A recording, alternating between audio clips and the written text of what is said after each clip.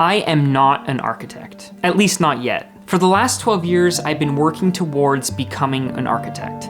My current job creates a lot of confusion for my friends and family because in their eyes, I do the job of a full-time architect, even though I'm technically not an architect. Legally, you can call me an intern architect, and it feels very weird to use that term because I've been out of school and working in a full-time position for 5 years at this point. I describe my feeling towards the term intern as existing in a liminal space. What is liminal space? It's the space between where you are and where you're going. It's a state of transition that carries you from point A to point B, or like a corridor that carries you from one room to the next. In photography, we would refer to this as the midground. You have your foreground, then your background, and then something that exists in between. Right now, it is the first week of January 2022, and I am in a liminal state. When I was still in school, an article came out about how famous architects Renzo Piano and Daniel Libeskind were not actually architects.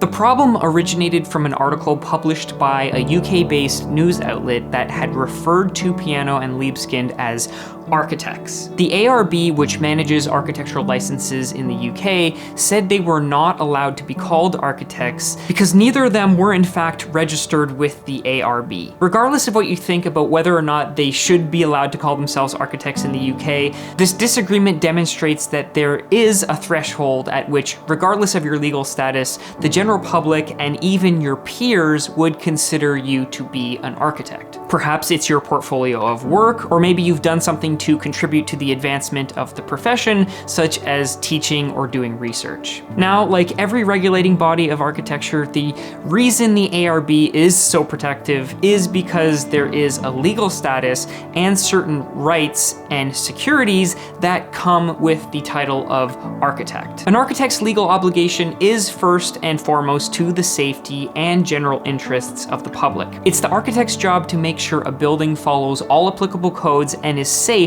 for the occupants to use. Becoming a legally licensed architect is kind of like following the instructions of a Lego set. For the most part, there's a single path to follow with a clear start point and an end point. The steps involved are standardized, with the format being education, experience, and exam. While this three-pronged approach to becoming a licensed architect is important for ensuring the profession is producing competent individuals, it does have some inherent drawbacks. When I was in school, I had professors that were full-time faculty members, as well as others that were part-time faculty members, but practiced as licensed architects on the side. While in school, I convinced myself that the ones that also had side jobs as licensed architects were somehow better teachers than the ones who simply taught full-time. I believed that my professors who were the actual practicing architects were better because not only did they have the title of architect, but they had the experience with real-world clients and real buildings to back it up.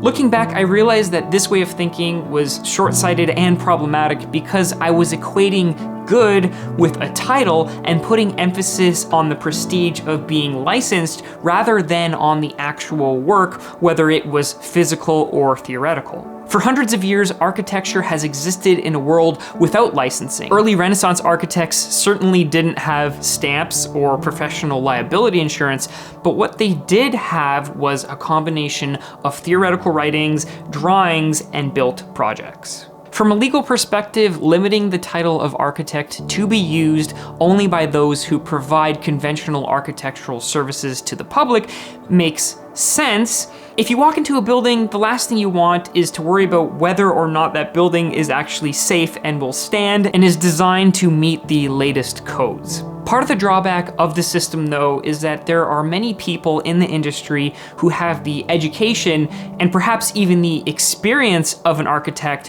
who might even look like they're doing architecture on the surface, but because they're not working directly in conventional practice, are not considered architects. Looking back, I've completely changed my opinion on my university professors, and I no longer say that one type is more valuable to the profession than the other, or that one is more of an architect or less of an architect.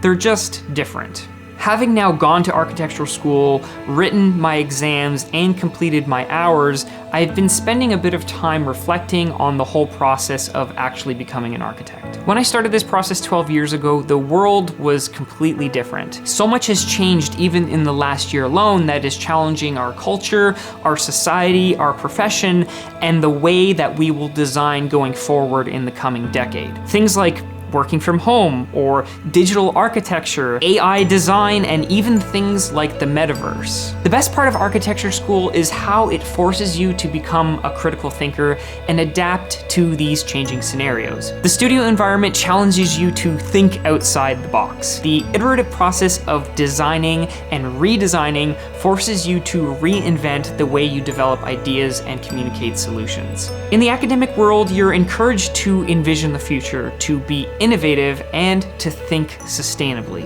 Now that I'm at the end of this process, I very much appreciate how my education in architecture has helped me become more of a creative person and a creative thinker. In December, I submitted my final application for becoming a fully licensed architect.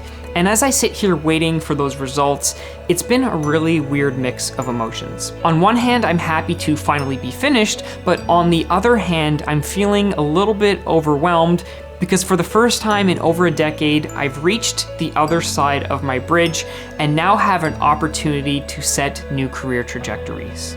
It's the beginning of 2022, and maybe you're in a similar situation, trapped in a liminal space or a transitional period on your way from point A to point B.